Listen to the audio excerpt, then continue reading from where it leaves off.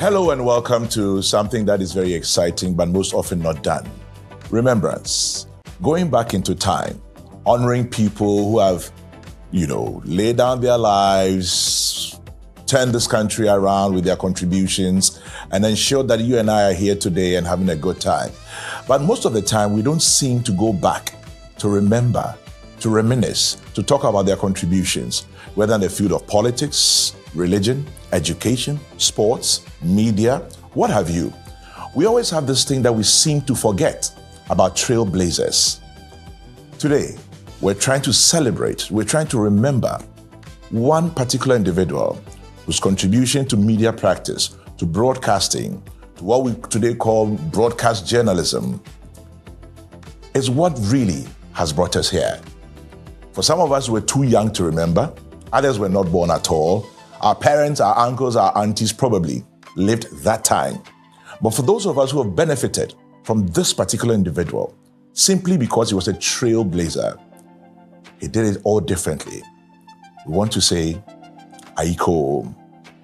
Welcome to the legacy edition of celebrating the iconic Mike Eghan, the Emperor. And I have with me here my brother Kafui Day and my sister Yvonne Boateng. And even though she doesn't want me to say it, she's actually the brain behind all of this. Yvonne, congratulations. Thank you. We're all part of it as well. Without you, it wouldn't have been done. You brought me, you brought Kafui Day, you brought KSM the other day. There are so many of us who have contributed to this. But before we go into Mike Eghan, Kafui, why is it that we don't go back and celebrate and remember and reminisce and project people who are trailblazers? What is it with us? Kwame, I've been thinking about it for a while. I think it's, we live too much in the moment and we're only thinking about tomorrow, forgetting that it is a culmination of many yesterdays that brought us here. I like that. A culmination of many yesterdays that brought us here. Yeah. And I speak with veterans. I remember speaking with Joe Latte. Yes. He was disappointed that he wanted to make a contribution, even at the advanced age of 96. Nobody seemed to care about it. Over to you, Joe Latte. A trailblazer in his field. I spoke to DK Poison. Wow. And he says Ghanaians seem to have we just forget. Yeah. That's why I'm so excited that this show is on, because we get to tickle people's minds and say, hey, don't go too forward don't go all the way you need to go back and then see who started all this stuff and give them their flowers while they're here to smell them. Yes. Give them their flowers. Yes. I remember I saw you also speak to my own uncle, General Anido. Yes. And you were so fascinated because he has such a storehouse of knowledge to share and experiences. But we don't do it. Even why? I mean, I don't even know where to start from, but I was just telling Kafi, I don't know if it's a colonization thing that has still, sort of eaten us up, but we are not proud of what we have. Do we hate ourselves? I have to be measured in saying that, but I would probably say that, because why would we not celebrate our own? Yeah. Why would we not? I mean, there's so much we can learn from. But it's also not because we have not documented our past properly. That could be it as well. I mean, we're in the year 2025, and Kafu just drew my attention. Television in Ghana this year is 60 years old. Yes. Yes. The first television broadcast was 31st July 1965. Yeah. The first person who read the news on television was the late, David Gatitego. He was the first person to read the news on television. Every newsreader should know this. Yes. This is the giant on whose shoulders. On whose shoulders we're standing today. Yeah. It's interesting. Radio in Ghana started as Radio ZOY. Yes. This year it will be 90. Exactly. And I'm sure a lot of people on radio today don't know this. No. A lot of people on TV don't know about television and David Gatitego. No. And it's security, sports, broadcasting, politics, education, religion, African traditional, all kinds of things. This is what I decided with my people at GBC. I said, listen, from now on, when interns come in and national service people come in, let's give them a small history of the place they are working through. Walk them through. These are the people who made this happen. Let them know where they are and who the trailblazers have been. And that's why I'm so excited about today's show. I'm so excited about it. But so, talking about Mike Eghan, what can you say about Mike Eghan? Let me start with Yvonne. What can you say about Mike Eghan? I mean, personally, I can share my personal experiences with him. I mean, beyond the professional, I'm sure we all talk about that. But as a human being, I think he's just a fantastic, humble, smart, compassionate individual who cares about people. He's a family man. He cares deeply about the country and where it's going. And I think he's a very wise man. I've learned that, just being around him, that he's a very wise man. And it's been an honor being around him. Kafi, I'll come to you, but before let me share my personal experience. I mean, of course, we knew Mike Eghan when we were children. Well, welcome to the show. And his, was it a Honda Celica or something that had lights, pop up, and was such a big deal for us at the time. So when I used to play tennis, Mike has played tennis for like 60, 70 years of his life. Forever, yes. And when I started playing tennis, I sat on radio and was yabbing about how I started playing tennis, blah, blah. So he calls me and says, look, young man, you're sitting on radio and you're talking, when did you start playing? That's why I come back. I played for about a year. He says, 1 year. So he invites me to a game at the then GBC Clubhouse. He licked me clean. What? Oh, yeah. 6060. What was the age gap between you and him back then? Uncle Mike must have been about 72. Oh, wow. Or 3 at the time. 7 years back? Yeah. 17 years back? Yeah. Yes, about 17 years back, yes. Yeah. And at the time was about 30 something. Oh, wow. My mid to late 30s. Okay. And he dealt with you? Oh, dealt is an understatement. What was his best He stroke? wiped the floor in my face, my racket, everything. 6060. And the umpire was Kwabena Yeboah. Oh, really? Yes. The Kwabena Yeboah, right? Oh, yes. And so when we finished playing, he says, if you're Brahmin, short tennis. He didn't win a single game? No. Wow. He cleaned me out. 2 sets, 6060. Whoa. Then he finished and says, Brahmin, short tennis ball. He says, look, you're playing with too much energy. But tennis is a tactical game. So I was standing here, I wasn't running much. But I noticed all your flaws. And then he started, you serve like this, you do it like that.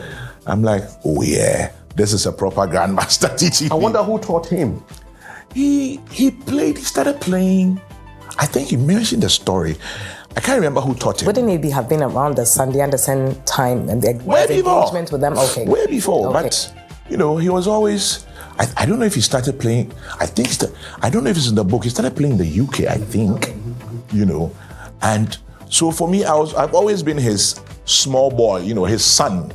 First of all, biologically, I qualified to be his son, but he's always been that iconic person for me. And the 6 also makes you father and son. I know. Oh, but of course, 6060, it's a complete father and son. I know, right? But how about you? Any experiences? So I had this real pleasure of visiting him last year at home.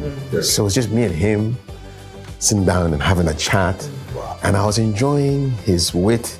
And he's very calm and he says interesting things without, too much effort. And he just walked me through his life. And when I finished that, like almost 90 minutes, maybe 2 hours, sitting down, I left and I said, wow, I can't believe that I just had a conversation with the Mike Eghan. I couldn't believe it. Because he's so humble. Very yes. laid back, very relaxed. unassuming. Yes, very unassuming. But a man of many achievements. Oh, absolutely. I remember when we were GBC early days, and one day Uncle Mike walked in. He came, to visit.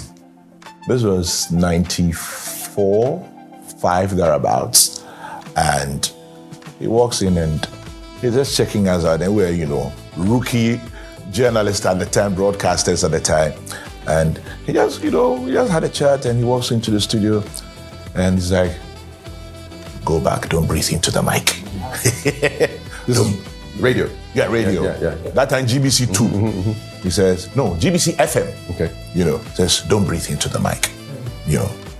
Pace yourself. Breathing. Speak clearly. I say, Uncle Mike Kunipa. And we were so wowed by his presence.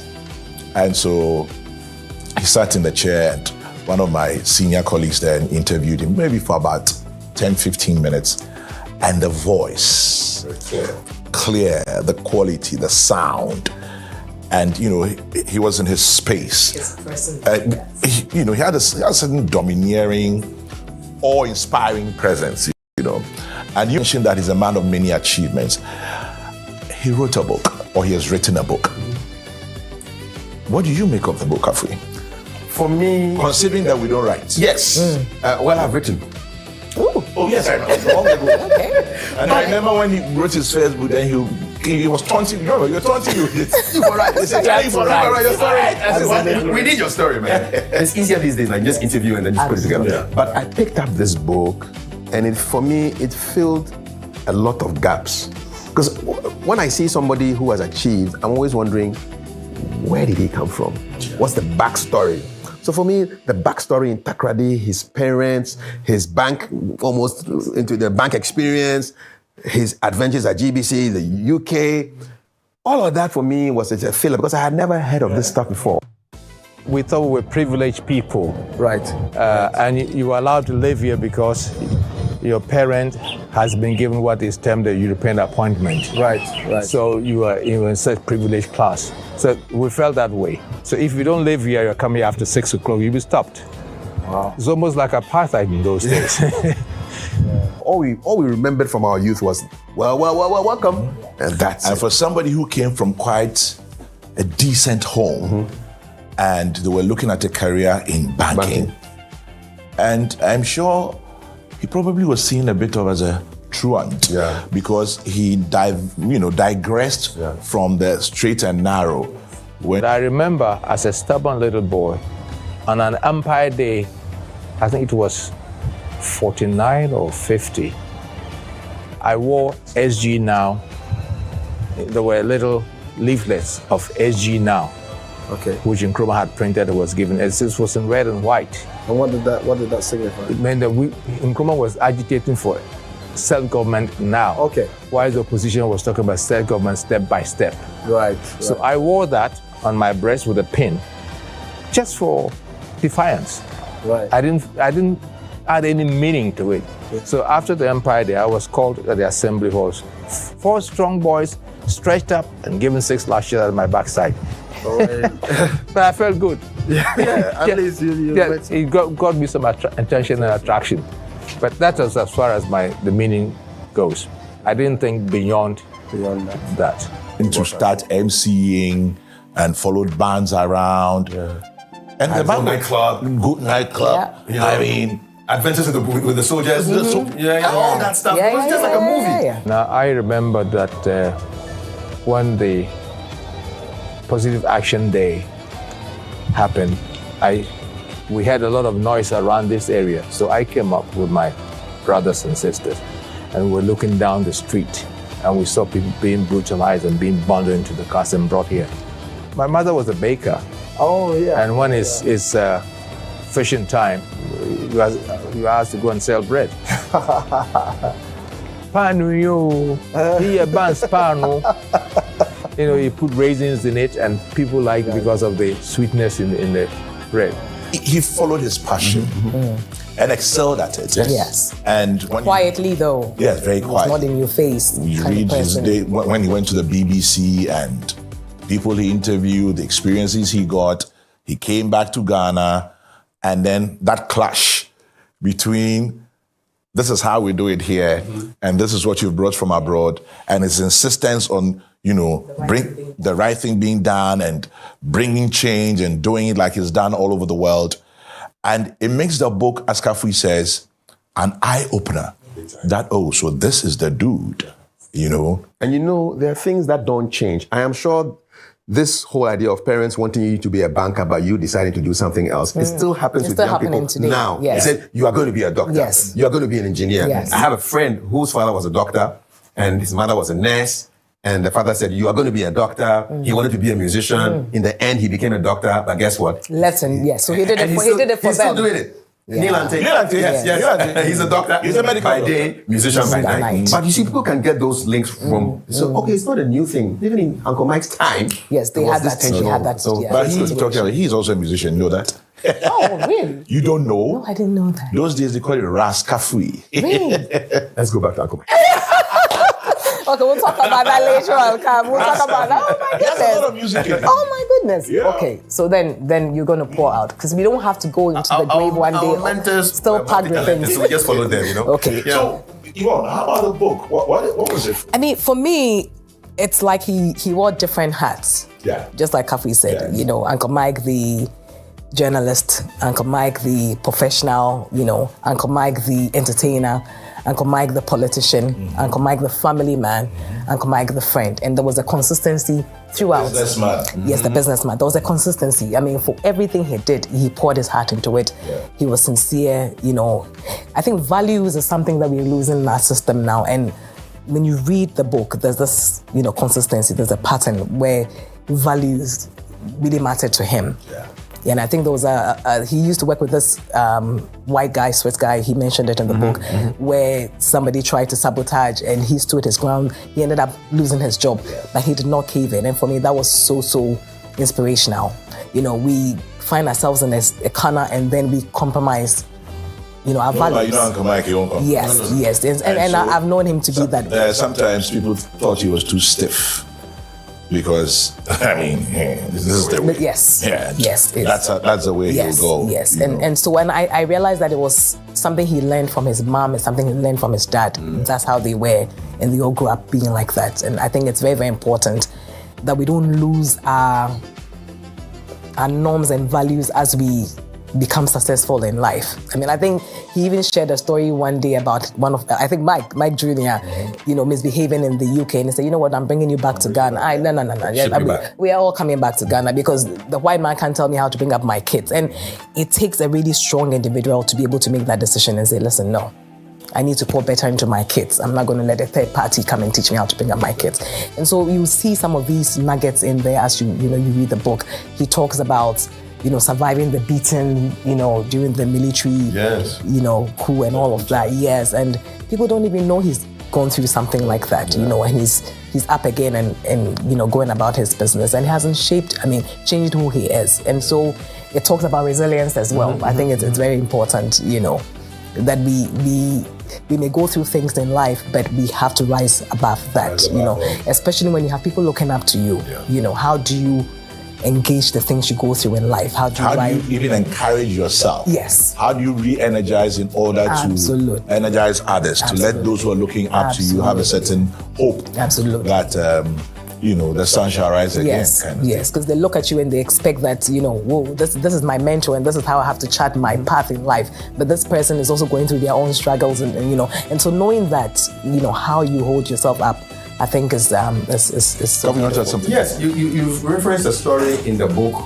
where he had his issues with the military during the coup. Yes. And I think there was one part where the soldiers recognized him and said, are you the guy who does the show? You should sing the sick tune and things like that. And it was, I'm glad he put all those stories in the book, because it gives you a sense of the kind of things that he went through. Yes. And there are lessons all around. Because people see success and they only see the glamorous bit of the success, glitz. but not the things behind Not the scenes suffering. that you went through to Exactly. get there. So, Yes. and it was such a well-written book that you could actually picture what was going on. It was very almost like a movie. Yes. Yeah. And His language was very simple, but very visual. You could actually, It will work as a movie. But, you know, as Yvonne says, they know your glory, not your story. Yes. And so he captures it all in the book. Yes. You know, as they say, the good, the bad, the ugly, Ugly. and the beautiful. Yes. He puts them all together. Yes. Now, the book is out on Yes. the, on the newsstands, on Yes. the, in the bookshelves, in the bookstores. Yes. And I'm sure everybody can grab a copy. Absolutely, yes. Do you have any specific places that they're on sale? It's going to be at Villa Monticello. Villa and Monticello. also now at Kingdom Bookshop. So Villa Monticello, Airport Residential Area. yes, and then Kingdom Bookshop at Legon. At Legon. Yes. And yes. talking about Villa Monticello, let me say a very big thank you to Villa Monticello. We're actually filming this at Villa Monticello Airport Residential Area. Lovely place, very well appointed. For those of you who have style, who have taste, you want a very good place to go and unwind, relax, have a good meal, stretch your legs a bit. Villa Monticello is the place to be. And then also we say a very big thank you to Provident Insurance Company Limited. Everybody knows Uncle Mike is associated with Provident Insurance. And Provident, thank you very much. And as you yourselves have said, with Provident, man, you're covered. And so Uncle Mike is covered, and so are we as well. Yes. Well, because Yvonne is here with Provident, woman, you're covered. One time. So a very big thank you to Provident Insurance and to Villa Monticello as well. Now, any final thoughts? Kafi, let me start with you. The story should get out so that the young generation, the Gen Zs, they should know that it's not all about you. There were people who came before whose stories must be told. For what we're doing here, I think it's a sacred duty. For me personally, I like to talk to people who have achieved and document their stories so that if people won't read it, at least they will visualize it on video. But this is just for the young people coming up. This is a book. Let me hold it. Yes, there you go. The Emperor's Story. Yes. Mike Eghan. That's him in his heyday. I know. And it's such a great book. Yes. Yeah, The Emperor's Story. Get a copy. I've read it twice, loved it. I'll read it again. Yes. Yeah. And I mean, I must say, when we met him in November, I mean, that was a great experience for all of us. Oh, yeah. We didn't even think he would be able to, go through it, but it was a very engaging conversation. And Sitting around, yes. So we thank people like KSM, Famani, Moses Famani. Brother Fo. Came with the son. He came with the son. Yes. Kofi Nyantechi, formerly with TV3, Yes. and That's Kofi Nyantechi. yes, Kofi Nyantechi, and then Kendo, Yes. the MD for Provident Insurance, also made time to come, and a lot more. If I missed your name, forgive us, but they made this a beautiful experience in November when we engaged Uncle Mike. So thank you so much. And of course, thank him, Mike Eghan Jr. as well. Yes. And the rest of the family who made all of this Fifi, possible. his his wife, yes. His dear wife. His cousin, Uncle Ben, was there as yes, well. Uncle Ben was there. Yes, Uncle Ben was there. Yes. And then, I forget his name now. His very good friend. Oh yes, Uncle Laddie was there. Laddie Nylander was there. Uncle Laddie was there. Want to say a very big thank you to Uncle Laddie Nylander, who also made time to join and us. Bridget Jobonuku came through also. And all, we can't mention everybody. Forgive us. Yes. But, we're celebrating easily when it comes to broadcasting in this country, or what we call broadcast journalism today, one of the most iconic figures who blazed the trail for all of us to follow, the Emperor, Mike Eghan. And so for us, what we're doing today is really paying tribute and thanking him but for people like him, there'll be no people like us. One time. So, Uncle Mike Eghan, the Emperor, we celebrate you, we acknowledge you, we thank God for your life. We acknowledge and appreciate your contribution to your country in all kinds of areas, especially broadcasting, insurance business, tourism, hotel business, entertainment, tennis lovers who have looked up to you, and to all of us for whom you are a father, an uncle, and a great mentor. We salute you, the Emperor. So let me say thank you to my brother, Kafi, for joining. Thanks a lot. And for Yvonne, and she doesn't want me to say, I'll say it again. This is all her idea. This is Yvonne's concept. She says, let's go out there and celebrate Uncle Mike. And that's what we have done. And thank you so much. Thank you for joining us.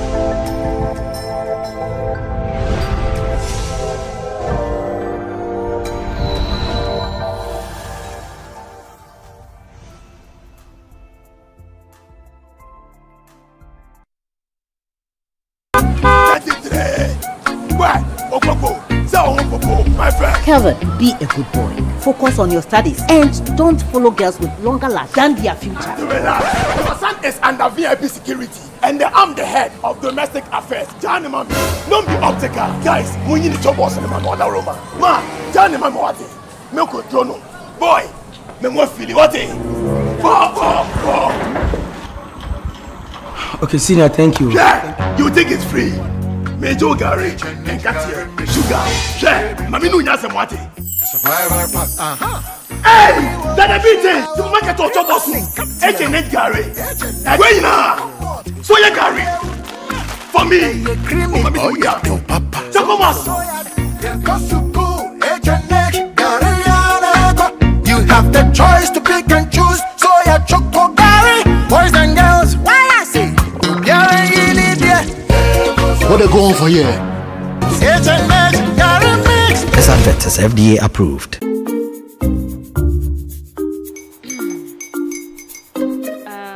Kwame and his uncle are almost here. Wait a minute. This one too, your friend Kwame. Wait, Kwame.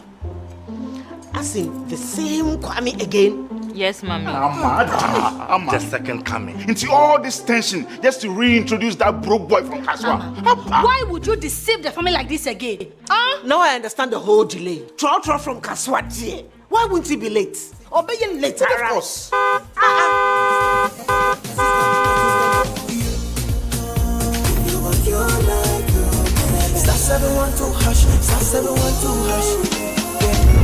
Go be the luckiest, go be from Georgia be luckiest, from not the because she be luckiest. Yeah, you go be luckiest. Nobody know why you're luckiest. Everybody go be the luckiest. That's Kwame! Send your God the apple boom. If you put it toy, so would the coming of the son of man be. Is that his car? Dial *712#. Choose your ticket. Enter your lucky number. Follow the prompt and let destiny handle the rest. This promotion is regulated by the NLA on the Caritas platform.